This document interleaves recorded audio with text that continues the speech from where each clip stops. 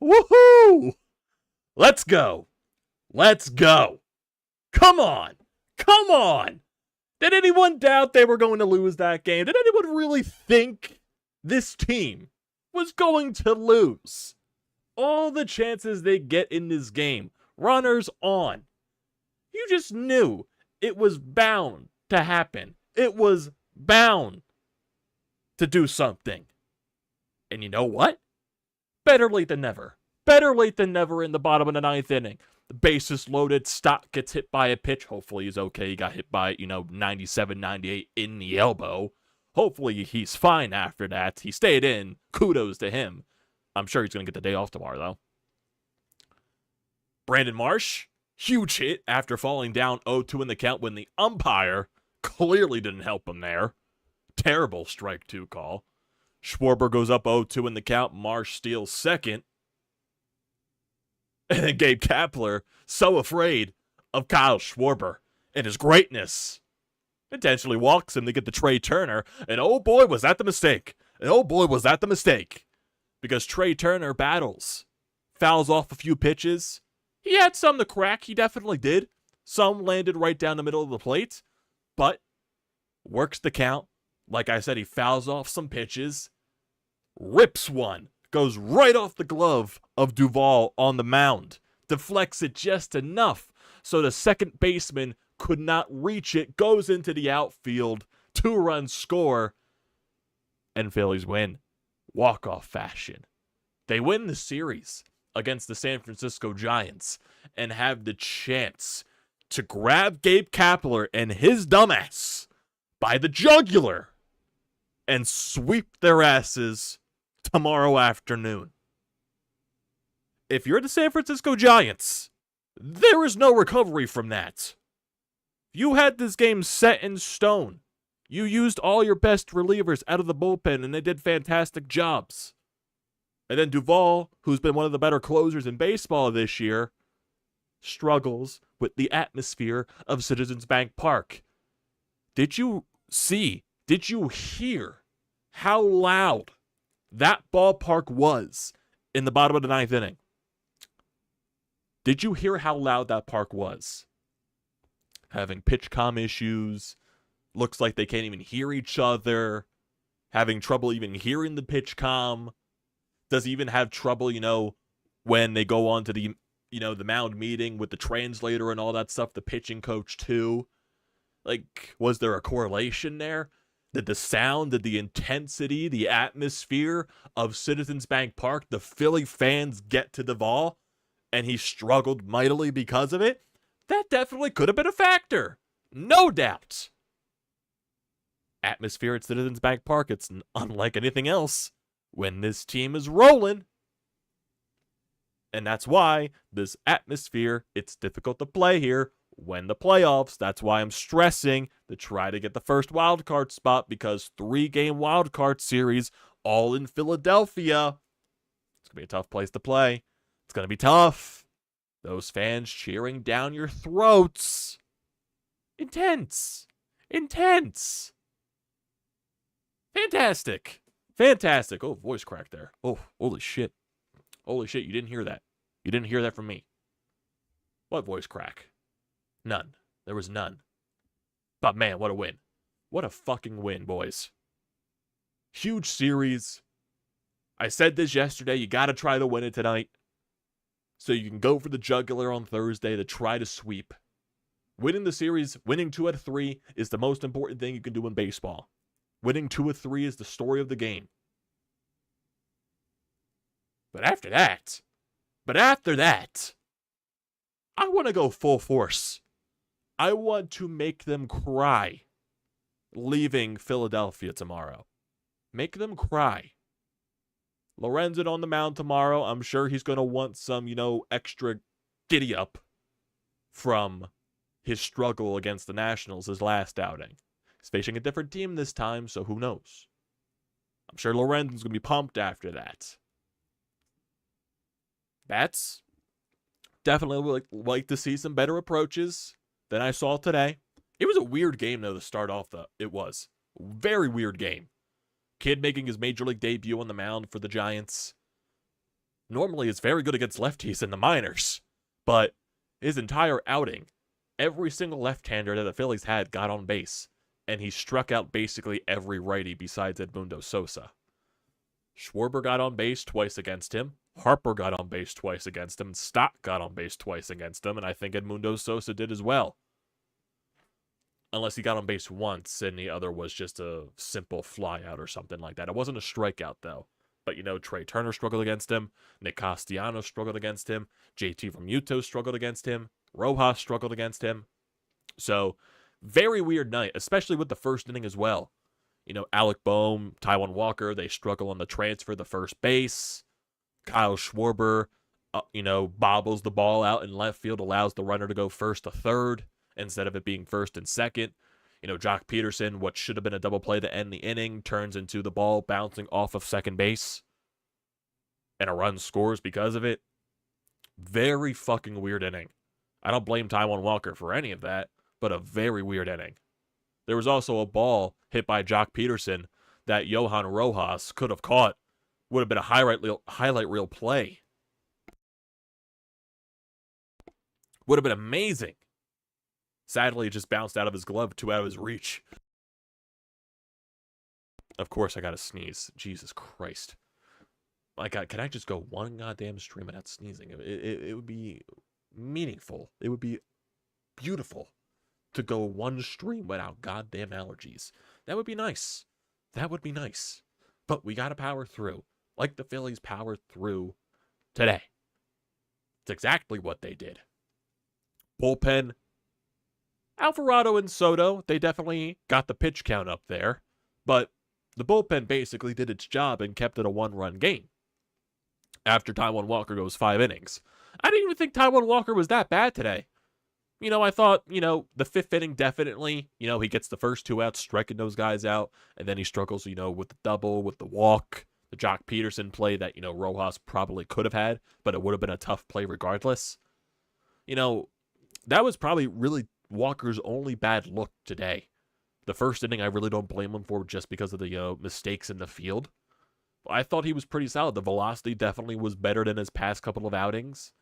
Wish he would have went deeper, but, I guess we start somewhere. And, maybe his funk could have been thrown off after having so many days off. But, the velocity was the most important thing. That definitely was the most important thing. He was touching 94. He was touching 95 on that fastball. And that's what we need from, Taijuan Walker. Gets that fastball in there, you throw it for strikes, and then you utilize that nasty splitter. That's what you got to see. That's what you got to see from him. And I think he did a pretty solid job today, all things considered. Definitely stuff to build on. Definitely stuff to build on. If you look at his entire stat line, 5 innings, 6 hits allowed, 3 earned runs, 2 walks, 3 runs, 2 of those earned, 2 walks, and 7 strikeouts on 89 pitches. I think Rob made the right decision to take him out for the 6th inning, bringing in Seranthony Dominguez. The bullpen basically did its job from there. Seranthony Dominguez, he walked 1 guy, but retired, the rest of the inning on 13 pitches. Jose Alvarado definitely got the pitch count up there, walked 1 guy, struck out 2, showed a lot of emotion in his first, outing back in a while. So that's definitely something that's missed from Jose Alvarado out of the bullpen, is that pure raw emotion that he has when he, gets out of an inning. Even if it's like a small jam or anything like that, just that pure energy that he brings. Absolutely fantastic. Soto, he allows a hit, gets up there in the pitch count around 22 pitches, strikes out 2, though, gets out of his situation. Then Craig Kimbrell allows a hit, but retires the 9th inning in 12 pitches, struck out 1 as well. So the bullpen did its job. The bullpen kept you involved, and that's the only thing that you can ask of that bullpen in this type of situation. The bats definitely were going through the motions. They struggled, through the middle parts of this ball game to even advanced runners, to hit with runners in scoring position. They would get the leadoff runner on, and they really wouldn't be able to do anything with that. But, if you just keep this team involved in the game, giving them a feeling that they can still have a shot, still have a chance to win, that's where you come up small if you're the opposing team. You cannot keep this Phillies group around, because as they've shown this year, as they've shown many times last year, they're not going to quit. They're not going to be out fully. They're not going to give up. They're going to be a hard out. And they showed that exactly tonight. What a fantastic win, though. Just energy-inducing, just everything. It gives you that space in the wild card that you needed. We all said this was a huge series coming into this. You win the series in the first 2 games, and you get a chance with the icing on the cake to sweep the series tomorrow afternoon. Like, what more can you ask for at that point? Hey, keep doing it, though. Keep winning. Win this series, or sweep this series. Like, just put it away. Give them no shot. I would like to see the offense, come out full blazing tomorrow after tonight's performance, though. I would like to see the offense go out full blazing, give Michael Lorenzen as much help as he needs. Do it. Do it. Do anything possible to get the sweep. You have a day off on Thursday before the Cardinals come into town this weekend. Get the sweep. Because man, oh man, if you get a sweep, whoo, I don't even know how I'll be able to handle myself. Gabe Kapler and his dumbass. Get him out of my damn city. Hate that dude. Such a hate the face. Such a hate the face. Some people really want to defend him and, the roster and all. No. I don't buy it one bit. I hate Gabe Kapler. As you can see, I do not like Gabe Kapler. Obviously. So the lineup. Kyle Schwarber 1 for 3 in this game with a leadoff double. Walked twice, which was good for him. Trea Turner 1 for 5. The huge AB in that bottom of the 9th inning drove in those game-winning runs. Nick Castellanos struggled at the plate today. 0 for 4 with 2 strikeouts. Bryce Harper had a fantastic day. 2-run shot in the first inning to give the Phillies a 2-1 lead. 2 RBIs there. And, yeah, Bryce Harper, I think we're getting close. I think we're getting very close to a major power surge from Bryce. He had the 2 home runs in Toronto. He had the inside the Parker last night, even though some people would argue that it should have been a triple and an error. But I'm not going to say that. I'm just not going to say that. It's going to be an inside the Parker every day of the week because I was there in person. It's an inside the goddamn Parker, damn it. It's what it is. It's what it is. Alec Boehm, 0 for 4. JT, 1 for 4 with a strikeout. Bryson Stott, 2 for 3 with a hit by pitch. Hopefully he's okay. I do think that Rob's going to give him the day off tomorrow. I just have that feeling. After, getting hit by, 97, 98 right on the elbow. It wasn't his throwing elbow or anything like that, but, just to play precaution and everything there. I wouldn't be shocked if that's the case. What else? Edmundo Sosa goes 1 for 2 with a hit by pitch. Jake Cave did pinch hit in that 9th inning. He had a pitch to drive, though. A pitch to drive. Right down the middle of the plate, just popped it up. He had a good at-bat, though. Worked a 2-0 count. Just sadly popped it up on that pitch right down the middle of the plate. And I understand that situation, too, pitch hitting for Sosa, because Jake Cave has actually been on a tear as of late. Has been hitting really good. So I don't blame, Rob for that situation at all. Just missed it. Rojas, definitely, 0 for 2. Definitely struggled today at the plate. Marsh comes in. But you definitely did feel the difference defensively without Rojas. Because there was a play in the outfield. I believe this was when Soto was on the mound, if I'm not mistaken. It was a double to lead off the inning. Good by Soto to get out of that situation regardless. But Brandon Marsh, Nick Castellanos, no one's calling off the ball. Lands right in the gap. And in that situation, Rojas probably calls off into Castellanos. He's running all the way to the warning track. Rojas probably makes that play. Brandon Marsh, he's a good outfielder, but the one thing that he really struggles with is taking control of the outfield. He doesn't call people off. I think that's the one issue with Brandon Marsh in the outfield. I think that's why he's more of a left fielder and a right fielder than a center fielder, because he played so much left field when he was on the Angels and transferred to center when traded to Philly. So Rojas, I believe, is overall, we all know he's the better center fielder than Marsh. It's not knocking Marsh defensively. I think Marsh is a fine fielder. I just think he's not that good of a general out there to control the field and call people off. So that definitely was missing there from Rojas. But Brandon Marsh got the huge hit in the 9th inning, so I'm not going to complain. I am not going to complain there at all. Falls down in the count and finds a way to rocket up the middle. Can't complain at all. Not at all. Man. Man, oh man, oh man, oh man. Trea Turner, man. Trea Turner. We said he was back. We said he was back. This is the Trea Turner that we all expected. And boy, is it fun to watch this version of Trea Turner. No doubt. It's fun. It is so fun watching this version of Trea Turner. Because when he's on this level, I know he was 0-4 before coming into that ninth. But still, 0-4 with this version of Trea Turner, he still wasn't out of it. He was due for a hit.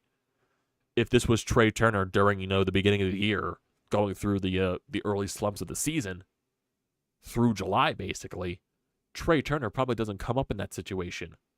But now the newly reformed and back Trea Turner comes up clutch when you need it.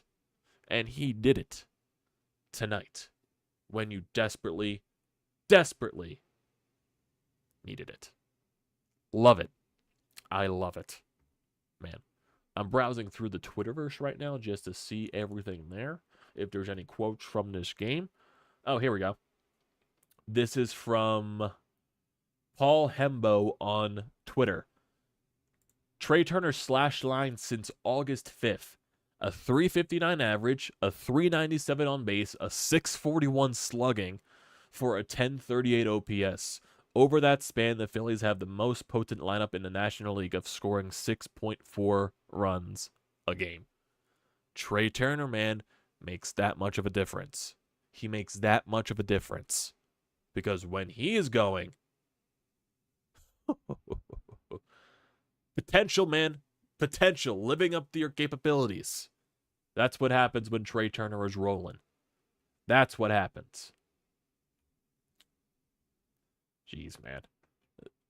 I can't get over it. I can't get over it. That was just awesome. Awesome. Awesome shit there. Trea Turner, I think Trea Turner's starting to feel, learn the pandering from Bryce Harper. Getting asked on the post-game, talking about the fans and everything like that. Keep saying, they got his back, we got his back, and he's just returning the love. That's basically it. That's basically it. Trea Turner just returning the favor. We show you that we believe in you. That's all it means. That's all it matters. That's all it is. We fixed him. We fixed him. Man. I still haven't bought a Trea Turner jersey yet. I'm probably going to eventually. Probably. But yeah, let's look at the wildcard standings now after tonight. Let's look at those wildcard standings. So, Phillies are now 12 games above 500. They are 69-57. They now have a 4-game lead above the San Francisco Giants, who fell to the third wildcard spot. The Phillies are 3.5 games above the Chicago Cubs, who are now in the second wildcard spot. Arizona, they're tied with San Francisco. Phillies are 4.5 games above the Reds, 5 games above the Marlins, and so on and so forth. So yeah, get yourself a nice, comfortable lead in those standings. The Cubs I'm not really worried about, just because I feel like they're fighting more for the Central Division than not. I feel like the wild card is more of a consolation prize for them. They're fighting more for the division, because the Cubs in the Central Division, they're 3 games back of the Brewers. The Brewers definitely have been playing a lot better baseball. The Phillies are a game better than the Brewers in terms of record-wise. The Brewers are 68-57. The Phillies are 69-57. I think the Brewers are playing right now. Yeah, they're beating Minnesota 7-3, so basically even records there. Very even records. So yeah, Cubs are definitely fighting for that division. We'll see how that turns out. And we'll just focus from there. That's basically it. I think the Marlins, they play San Diego, so I'm not really worried about the Marlins right now. It's basically in terms of the standings, so whatever happens with them, happens with them. So, let's go to the Anytime Hotline. Let's see what you guys got to say here on the voicemail line. 215-839-9885. Your thoughts and opinions there. See what you got to say here. Text, anything. YouTube live feed, whatever. It's your preference. So let's go to it. Let's go to it. So I can stop rambling.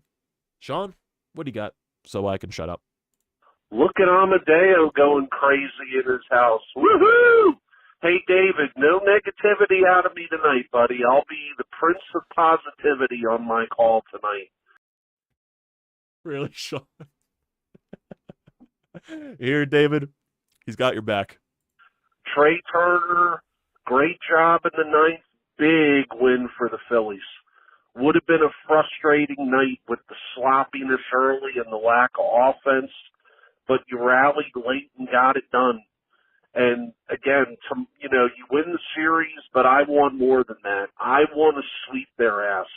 They've got to be shell-shocked going into tomorrow afternoon. But, I want the Phillies to get off to the lead early. We've been playing come from behind. It seems like we're always down 2-0, 3-0 after the first inning. Let's jump their ass tomorrow. Let's put a 4 or 5 spot up on them and send Gabe Kapler and the boys a packing. 3 games worse in the standings than they were coming in. Big win for the Fightins tonight. Great job. Oh, don't tempt me with a good time, Sean. Do not tempt me with a good time and getting Gabe Kapler's ass crying out of this city. Don't tempt me with a good time. I would love a big spot in the bottom of the first inning for Michael Lorenzen. I would love for the offense to do that for him. Michael Lorenzen has a nice, easy first to settle the tone. Offense comes out swinging for the fences, singles, doubles, whatever. Get yourself a nice lead and let Michael Lorenzen take it from there, and the offense just doesn't quit the entire day. That would be nice. That would be nice. I would love that. Love that. Love it. Love it. Go for the jugular. Go for the jugular. That's basically it. That's basically it. Man. Man, oh man, oh man. What a win, guys. What a fucking win. That was amazing. Seriously, I was standing up, like Sean described it perfectly. I was standing up just watching that entire time. Standing right in front of the television. I was nervous. I was shaking. I was screaming, fuck you to Duvall after he hit Stott in the elbow. I was like, damn! When Cave missed that pitch. Clapping when Marsh gets the single. And then going crazy when Trea walks it off. Didn't really do anything when Schwarber walked. I kind of expected it at that point when Marsh stole second. So, but dude, I was, I spun, I freaking clapped, shout, let's fucking go. The typical, the usual. But yeah, fun times. Fun times. Fun times. Let's go to the comment section here. Let's go to the live feed. See what you guys got to say. Austin, get hyped. I was dooming only a few short days ago, and yet here we are. How the times have changed. Scott, how you doing? Walker kept the guys in the game. The bullpen shut him down for the walk-off. Exactly. Bullpen was huge, man. Bullpen was huge. And like I said, I thought Walker was fine today. I thought Walker was fine, all things considered. I think a lot of the things weren't his fault. Just in my opinion. How about Trea Turner? Exactly, Star Wars. Exactly. Exactly. David, how you doing? Trea Turner proves that he can always be clutch. I am so proud of him. He is so good. He deserves the praise. Exactly. Exactly. Doom no more. No, I was at yesterday's game, Jose. I was at the 10-run outburst. Much more enjoyable. Much more enjoyable. Much more comfy. Except for Dylan Covey in the 9th inning. But still. I don't know. Would I take the 10-run outburst over watching a walk-off one? The excitement level probably would have been better. But no, I'd rather sit in comfort. My honest opinion. I'd rather sit in comfort. Gave Amadeo exactly what he asked for last night. Sort of. Basically, yeah. Not in the way that I would have wanted it, but still, a win is a win, and you take them any day of the week. You don't ask how, you ask how many. Kapler,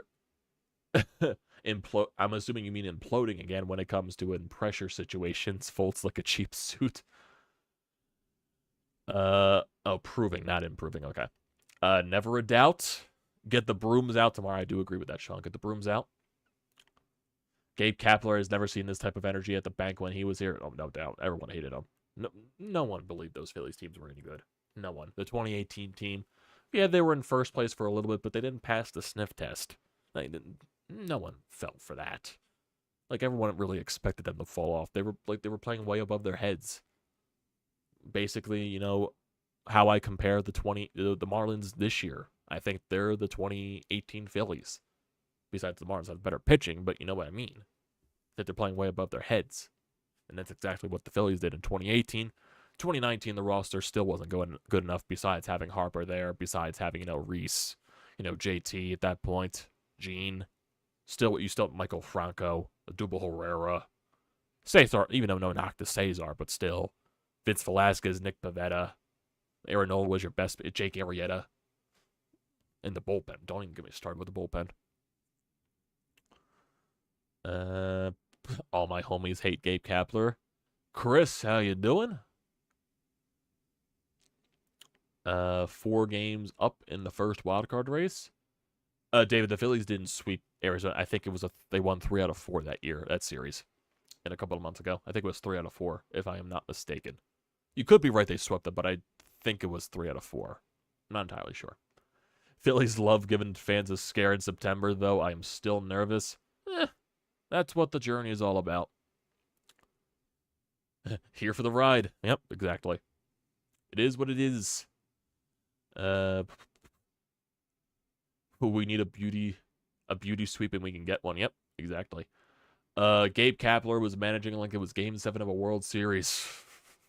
He brought in every good reliever that he had. Sadly, didn't work. It didn't work in the end. Great win. Goodbye, Gabe. Goodbye, Gabe. Oh, the hate for Gabe Kapler. I love it. I love it. I love it. Love it. Oh, yeah. No, yeah. 3 out of 4 is still perfectly fine. That's fantastic, honestly, in a 4-game series. 3 out of 4. Take that any day of the week. Take that any day of the week. So let's go to tomorrow's game. See how the pitching matchup lines up. Right now it's Michael Lorenzen, who's going to be on the mound for San Fran. It's going to be Alex Cobb, 35-year-old right-handed pitcher. I believe he pitched against the Phillies this year, if I'm not mistaken. 6-5, 3.75 ERA, 1.39 WHIP, solid numbers. He's definitely got roughed up a little bit in his past few starts. 3 earned runs, 5 earned runs, 6 earned runs, 4 earned runs, 6 innings, 5 1/3, 4 1/3, 5 2/3. Definitely been getting roughed up in the month of August. Has not been his best month. I do believe he pitched against the Phillies earlier this year, though. Yeah, he did, but he only went 3 1/3 innings, 5 hits, 2 earned runs.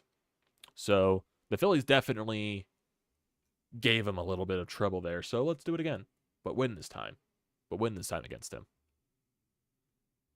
If they sweep, they would be tied for the season series. So let's say they finish tied. What is the next?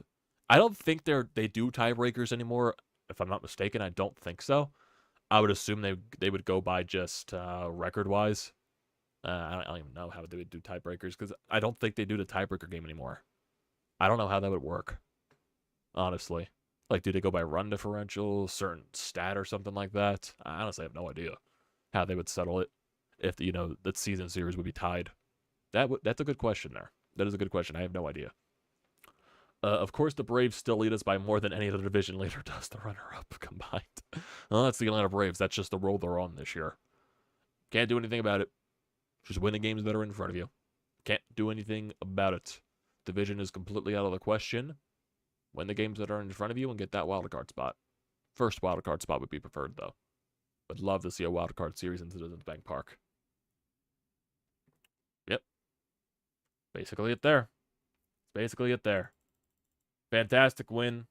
Trea does his thing. And we have a chance to go for the jugular tomorrow for a sweep. Love it. Love it. So, that's going to do it for tonight, everybody. I appreciate you all joining the streams tonight and every day in every possible way. So don't forget to leave a comment. Don't forget to drop a like.